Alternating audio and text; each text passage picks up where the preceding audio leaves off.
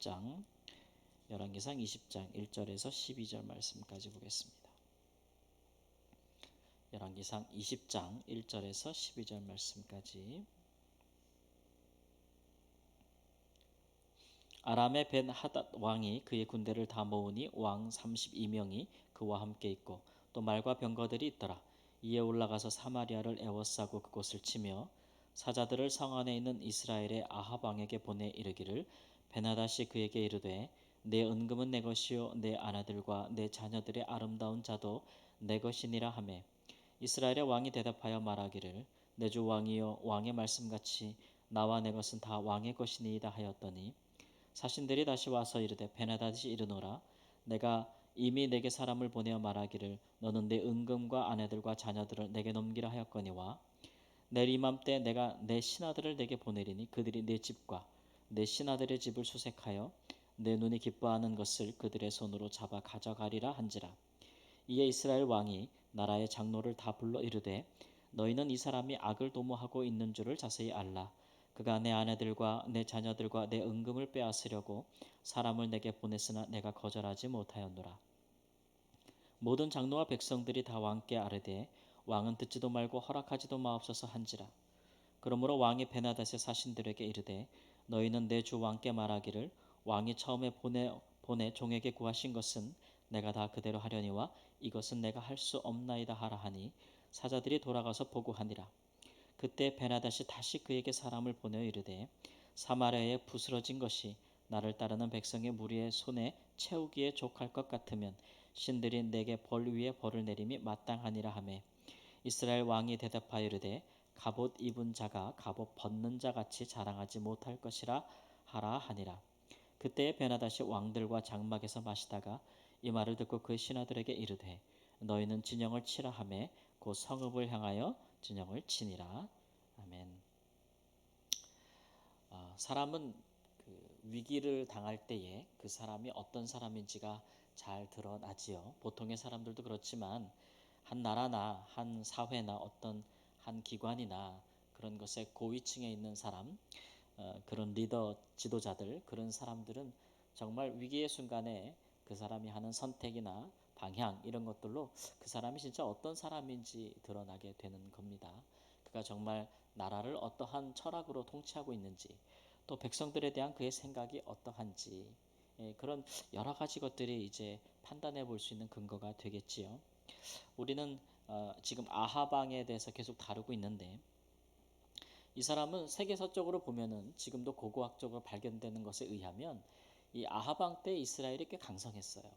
그래서 군사적으로나 경제적으로나 정치적으로나 안정돼 있었고 북이스라엘이 건립된 이후로 솔로몬 사후에 남이 유다와 북이스라엘이 나눠진 이후로 북이스라엘이 이 아합 때만큼 강했던 적이 없어요. 그러니까 역사적으로 보면 이 사람은 나라를 강건하게 했으니 훌륭한 왕이라고 평가받을 수가 있겠는데 근데 성경의 관점은 굉장히 박하지요.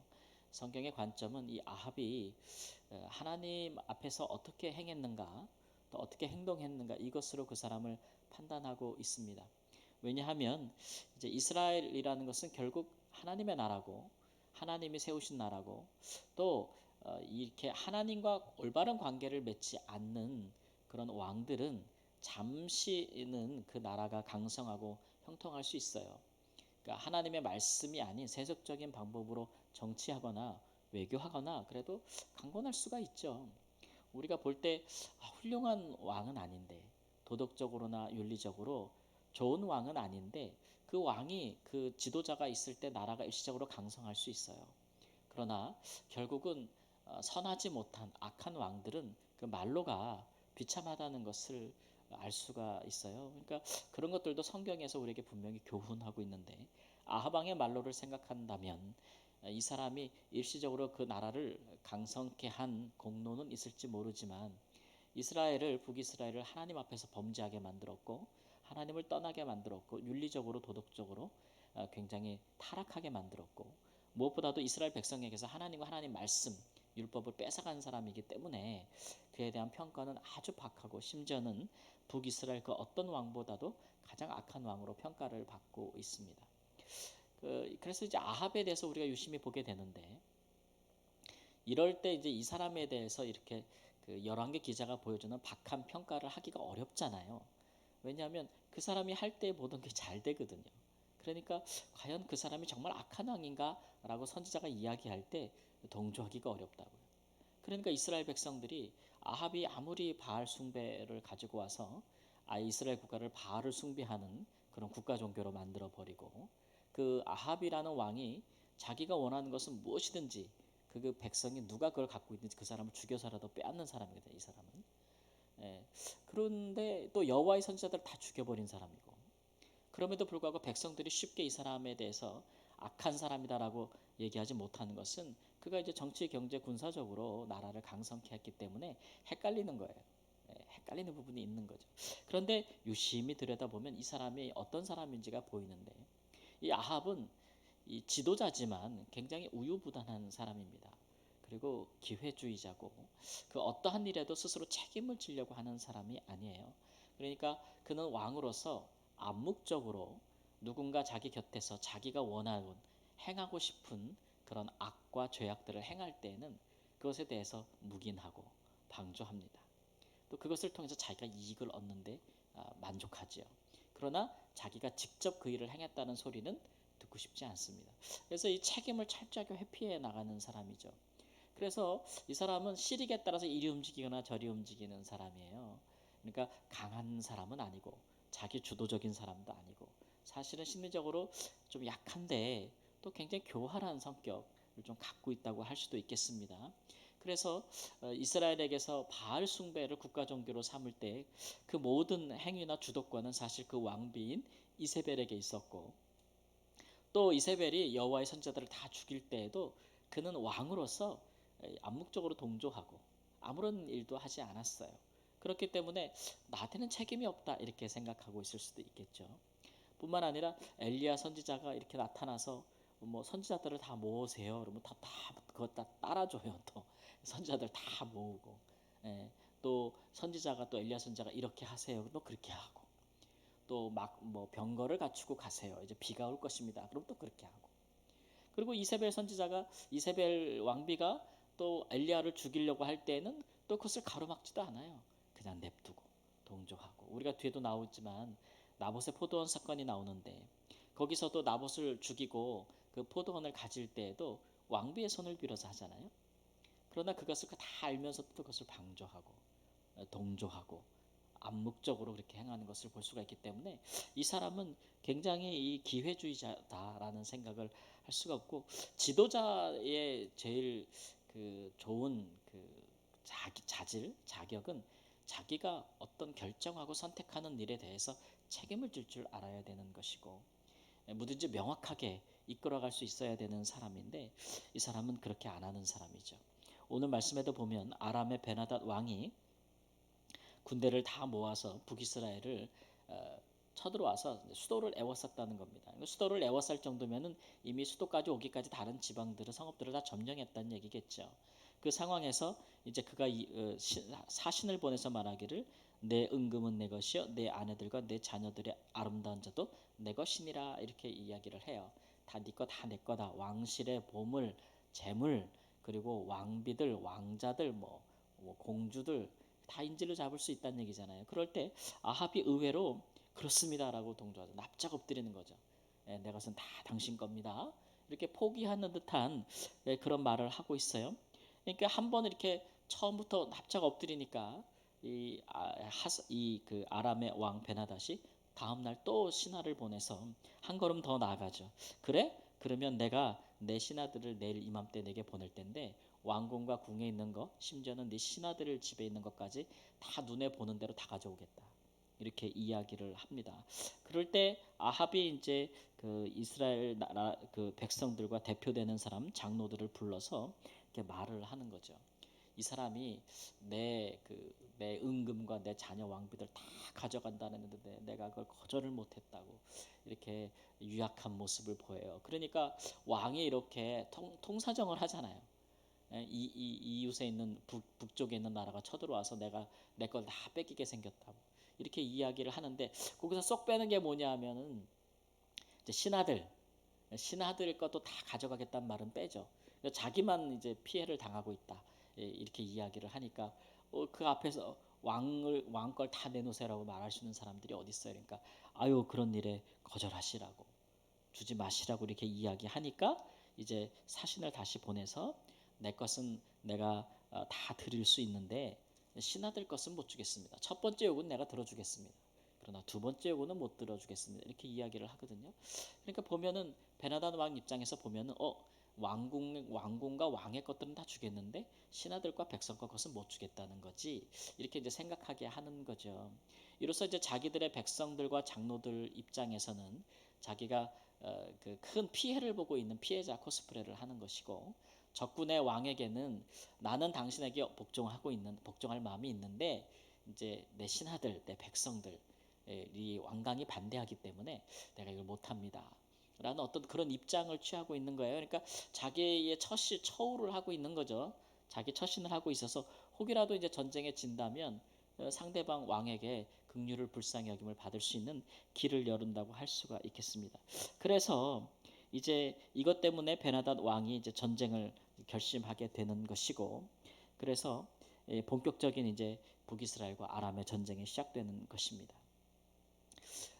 전쟁의 결과를 우리가 나중에 보면 알겠지만, 그러나 전쟁의 결과를 떠나서 한 나라의 지도자가 보여줄 수 있는 모습은 아니라고 생각이 돼요. 어떻게 보면 겉으로 보면은 되게 용맹스러워 보이는 거고 전쟁을 불사하는 왕처럼 보이겠지만 사실 우리가 자세히 본다면 이 사람은 굉장히 기회주의적인 사람이라는 것을 알 수가 있고 자기의 것에 대한 아주 강한 집착이 있고 그것을 지키려 하면은 다른 사람을 대신 희생으로 내세우는 것이나 그런 부분에 서슴지 않고 있습니다.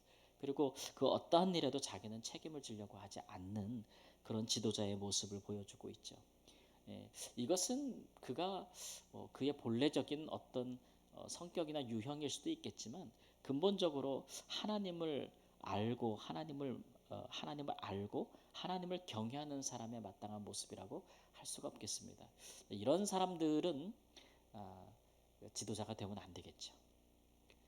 일시적으로는 다른 사람들을 이용해서 또 악용해서 자기 손에 피 하나 안 묻히고 다른 사람 손에 피 묻히고 자기는 아무 책임이 없이 다른 사람이 다 책임을 지게끔 하면서 어떤 일들을 이루어갈 수 있겠어요. 그래서 그런 일들의 일시적인 잘 되는 일들, 성공하는 일들을 거둘 수가 있겠죠. 이런 사람들은 아주 영악한 사람들이기 때문에 그래요. 그렇기 때문에 많은 사람들이 이 사람의 본질을 발견하려면 정말 어렵죠. 뒤에 숨어 있기 때문에 가면을 쓰고 있기 때문에 그렇기 때문에 이런 사람들의 실체는 잘 드러나지 않겠지만 그러나 이제 성경의 열왕기상의 기자나 또는 하나님께서는 사람 앞에 숨겨진 이 모습도 정확하게 파악할 수 있는 분이기 때문에 그렇기 때문에 이 사람에 대한 평가가 아주 박하다. 아주 그 부정적인 평가를 하고 있다라는 것을 우리가 알 수 있겠습니다. 그러니 괜찮은 사람 같은데 세상적으로 보면 훌륭한 업적을 남기는 왕 같은데 성경은 왜 이렇게 답답하게끔 부정적인 평가를 하고 있는가 이렇게 생각해 볼 수 있지만 성경은 사람이 보지 못하는 것을 보는 것이고 사람에게 감추어진 것들을 드러내서 보는 역할이 있기 때문에 하나님도 그렇고 선지자들도 그렇기 때문에 그것을 정확하게 이제 파악할 수 있다라고 하고 있는 것이죠. 우리도 뭐 이렇게 우리 역사에도 왕들의 역사들이 기록된 우리가 기록들을 갖고 있지만 사실 그런 역사들 많이 포장되어 있지 않습니까? 실제의 그 안에서 일어나는 일들이 많이 포장되고 가려지는 것들을 우리가 볼 수 있어요. 근데 그런 것들이 하나님 앞에서 감춰지지는 못하죠. 그러니까 우리는 어떤 기준을 갖고 살아야 되는가라고 이제 생각해 보게 되는 거예요. 사람들이 알지 못하는 내 모습이 있을 수 있고 사람들 앞에 드러나지 아니하였던 나의 내적인 동기들 이런 것들은 잘 드러나지 않죠. 그러니까 이런 것들 때문에 사람이 모르니까 그런 것들을 잘 활용하면 내가 좋은 결과를 내게 이익이 되는 걸 얻을 수 있겠다. 라고는 생각을 가지고 살아가는 사람들을 세상에서는 지혜가 있다, 똑똑하다, 영리한데 이렇게 생각할 수 있겠어요. 그러나 이제 하나님은 그렇게 판단하지 않죠. 하나님은 이 겉과 속이 다른 걸 싫어하시고 위선을 싫어하십니다. 그리고 자기 내면은 악하면서 겉으로는 선한 척하는 거, 그런 거 우리 하나님 제일 미워하시는 일이죠. 그런 것들은 하나님 앞에서 죄가 됩니다. 그리고 그런 것들은 처음엔 잘 드러나지 않아도 시간이 지나면 반드시 드러나게 돼 있고, 그런 사람들의 결과는, 마지막은, 최후는 아주 좋지 않습니다. 예, 그런 것들, 이런 사람들은 자기만 그런 것이 아니라 다른 사람들을 악용하고 다른 사람들을 죄를 짓게 자기를 위해서 그렇게 만드는 아주 교묘한 술책들을 많이 사용하기 때문에 그렇죠. 지도자의 자격은, 특별히 이제 크리스찬 지도자들의 자격은, 이런 일에 있어서 하나님 앞에서 먼저 겉과 속이 동일해야 됩니다. 겉과 속이 동일해야 하고, 또 자기가 하고 있는 일들에 대한 책임감을 분명히 가져야 됩니다. 예. 그리고 이제 하나님 앞에서 주도적인 그런 역할들을 감당해야겠죠. 그리고 자기 자신을 더럽히지 않을 뿐만 아니라 다른 사람이 자기를 인하여 죄를 짓지 않도록 더 앞장서는 사람이 진정한 지도자라고 할 수가 있겠습니다. 그래서 이 아합 같은 사람들의, 지도자들의, 이 백성들이 홀리면 안 돼요. 야, 이거 우리나라도 참 조심해야 되는데, 어쨌든지 간에 한 나라가 또는 그, 그 지도자들이 어떤 등장할 때에 백성들이 그 지도자를 잘 뽑아야 되는 것이고, 그 지도자들의 또 본 모습을 잘 파악할 수 있어야 되는 것인데, 참 그런 것들이 나라의 운명을 결정한다고 해도 과언이 아니다라는 생각이 듭니다. 일시적으로 어떤 잠시 그 겉에 드러나는 모습을 보고 사람을 판단할 것이 아니고, 예수님이 하신 말씀처럼 시간을 두고 쭉 지켜보면서, 말이 아니라 그 사람의 삶을 보고 그 사람의 삶의 열매를 보면서 판단할 수 있는 그런 그런 시각을 갖는 것이 하나님의 백성들의 마땅한 그런 사람을 판단할 수 있는 기준이라고 할 수가 있겠습니다. 우리는 그런 일들이 하나님 앞에서 책 잡히지 아니하는, 안과 밖이 다 동일한 그런 사람이 되기를, 또 내가 그런 사람이기 때문에 그렇지 못한 사람들을 분별할 수 있는 그런 분별력도 있기를 우리 주 예수님의 이름으로 축원합니다. 아멘. 주님, 까딱하다가는 우리가